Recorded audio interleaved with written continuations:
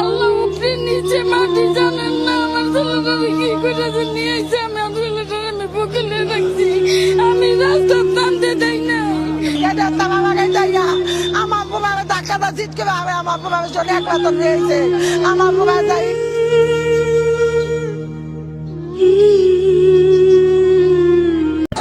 কিন্তু শিক্ষার্থীরা কিন্তু কিছুতেই হতে মানছে না, তারা রাস্তার মধ্যেই কিন্তু বসে পড়তেছে, আমরা ইতিপূর্বে দেখতে পাচ্ছি।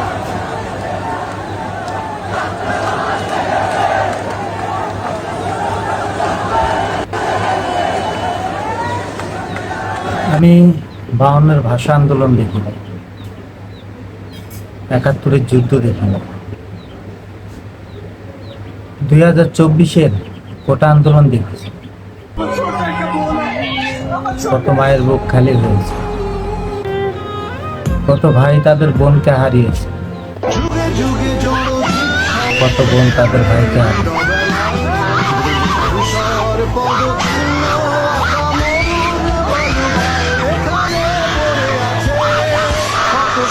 আসলে কি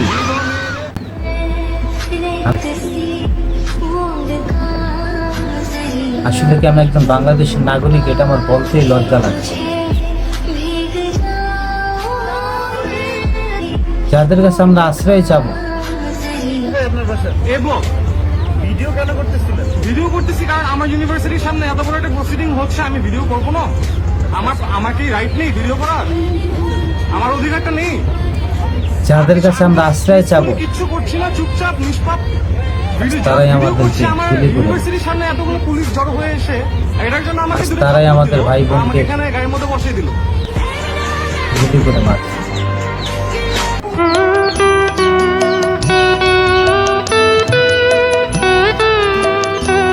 বাচ্চাই 6 বছরের শিশু, বাবার কলেজের টুকরা, বাবার কোলে আর ঘুমাতে পারবে না।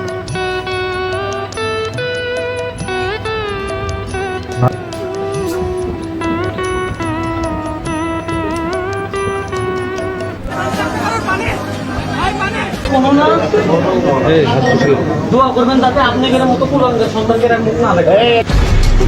কেমন ছিল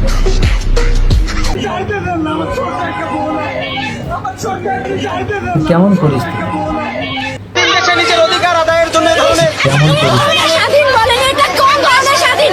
কোন অধিকারে লেখা আছে নারীদের গায়ে হাত তুলে? কোথায় লেখা আছে আমাকে দেখাই দিবেন। আপনাকে স্যালিউট করি, গোটা জাতি আজ আপনাকে স্যালিউট করে। যাদেরকে দেখে আমরা সম্মান করি আজ তারাও একসাথে।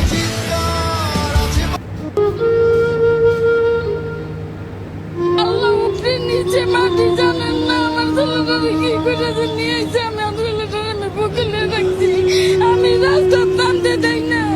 এদের তো কোনো দোষ ছিল না। আমার বোমার ধাক্কাটা জিতকে আমার বোমার জন্য একবার তো নিয়েছে আমার বোমা যাই আমি এখানে থাকবো, এখান থেকে আমাকে কেউ সরাইতে পারবে না। আব্বু কল দিছিল, আব্বু কল দেওয়ার পর বলতেছে যে তোর আর ফোন দেওয়া হবে না। আম্মুকে কল দেওয়া হয়েছিল, আম্মু বলতেছে তোর ছোট্ট ভাইটিও তোর বাসায় ঢুকতে দেবো। আমি বলছি যাচ্ছা আমি বাসায় ঢুকবো না, আমি পৃথিবী থেকে বিদায় নিচ্ছি। আজকে বাইরে থাকবো 2-3 দিন, তুমি চেষ্টা করো। যতদিন না বিজয় হইতেছে, আমার আজকে ভাইয়েরা কোটার জন্য সুইসাইড করতেছে, আমার ভাইয়েরা চাকরি পাইতেছে না, করতেছে কেন করতেছে? আজকে ভাইয়েরা করতেছি, ভবিষ্যতে কি আমরা সুইসাইড করবো না? ভবিষ্যতে আমাদের আমার এই যে বোনেদের ঢাকা ইউনিভার্সিটি কত মা বুকে সাহস বেঁধে তার সন্তানকে নিয়ে চলে আসছে কোটা আন্দোলন।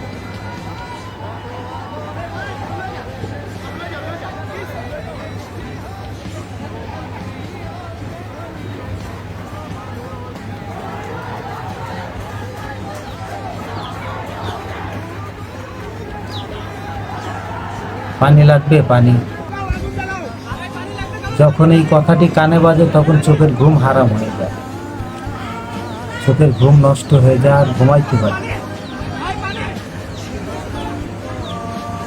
চোখের ঘুম নষ্ট হয়ে যায়, চোখে আর ঘুম আসে না।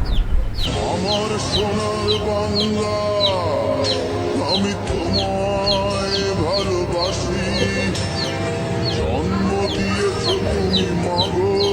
যে পিতা সন্তানের লাশ শনাক্ত করতে ভয় পায়, যে দেশের শিক্ষকদের যে দেশে শিক্ষককে রিমান্ডে দেওয়া হয় সে দেশে শিক্ষা জাতির মেরুদণ্ড হতে পারে, সে দেশে শিক্ষা জাতির মেরুদণ্ড হতে পারে। প্রকাশ্য পথে এই হত্যার প্রতিশোধ চাই না। কখনো কি আমি শুনেছেন তাকে ঘৃণা করি। মানুষের শিক্ষককে জীবন ধরে নিয়ে সম্পদের চেয়ে অনেক বেশি ইম্পর্টেন্ট। আমাদের প্রধানমন্ত্রী আপনি বলেন কখনো কি স্বজন শুনেছেন? হারানোর বেদনা আপনি বুঝেন। সরি, আমার শিক্ষককে কাছে ধরে মনে হয় নিয়ে স্বজন হারানোর বেদনা আপনি বুঝেন, শুধু নিজেরটা বুঝেন। রিমান্ডে দিতে তো ডাক দিয়েছে রাস্তায় নামার, এদেরকে তো আবার গুলি করবে, আমরা কি কিছু করতে পারি না? এই একটা প্রশ্ন থেকে একজন আইনজীবী হিসেবে দায়বদ্ধতা থেকে আমরা এসেছি। তাই আমরা আমাদের সন্তানদের রক্ষা করার জন্য এসেছি, কারো বাপের প্রয়োজনে আমরা এখানে আসিনি। এরকম সাহসী আন্দোলনের ভাইদেরকে দরকার ছিল, তারা অনেক দেরি করে ফেলেছে।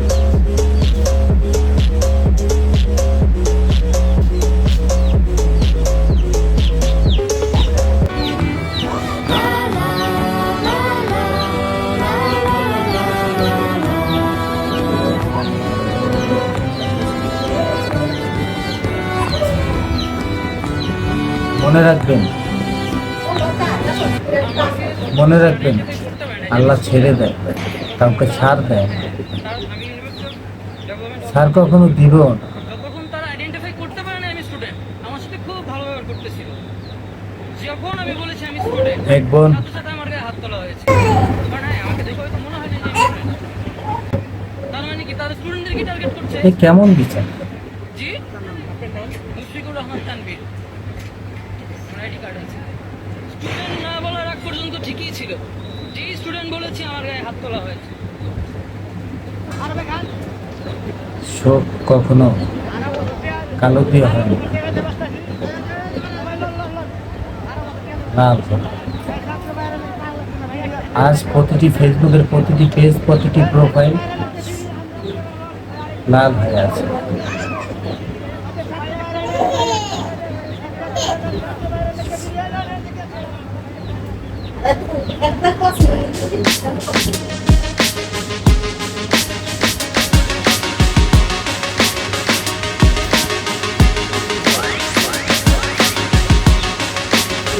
কাউকে কিছু বলতে শুনেছি।